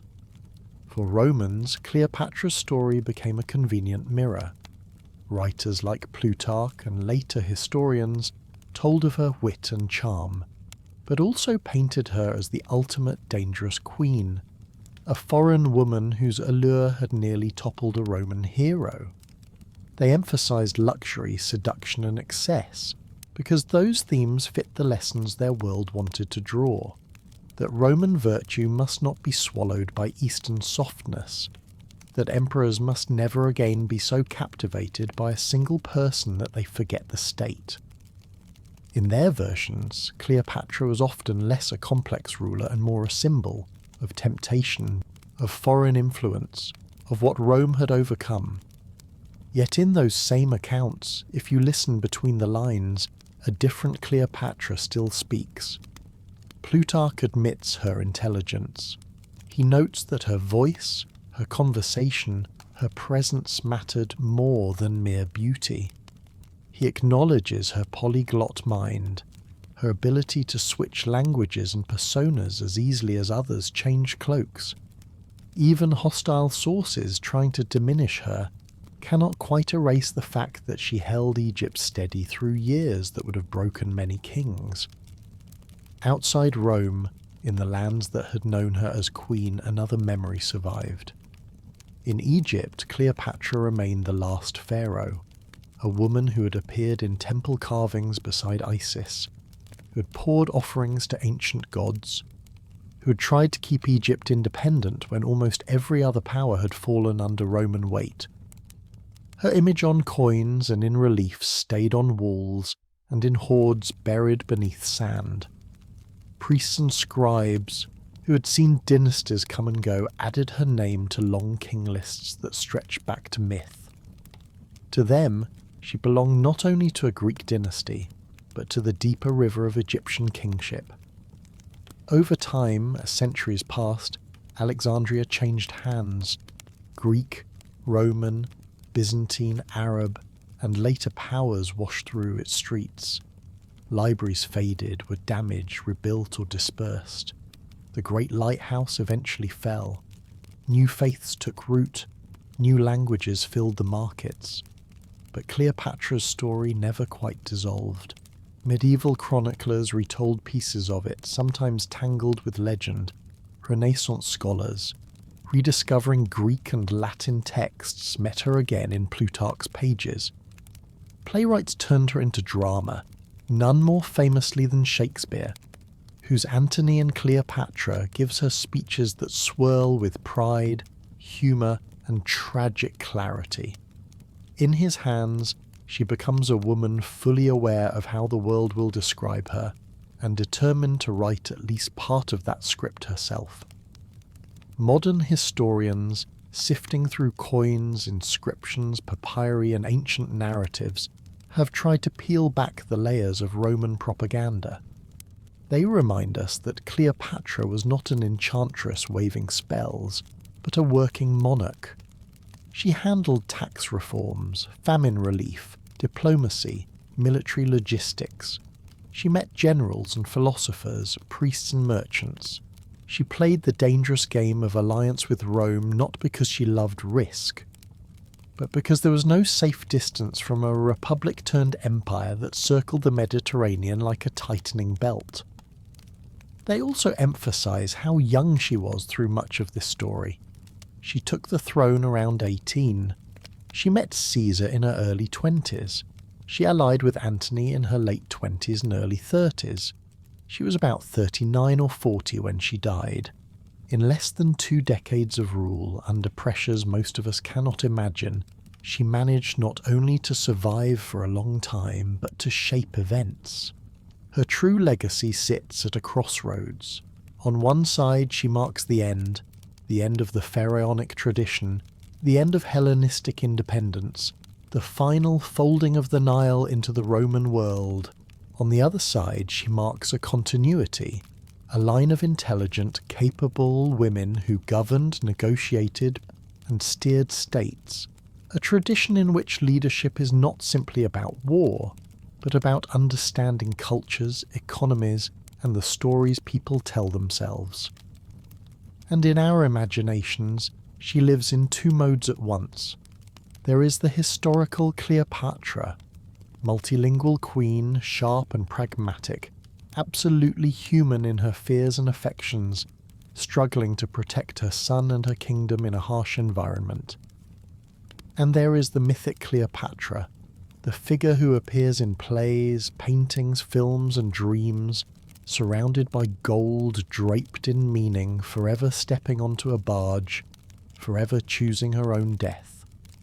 When we weave both together, something gentle emerges. We see how easily powerful women are turned into symbols by those who defeat them. We see how a single person can come to stand for both an ending and a beginning. We see how, in the quiet spaces underneath grand events, there was always a real human life.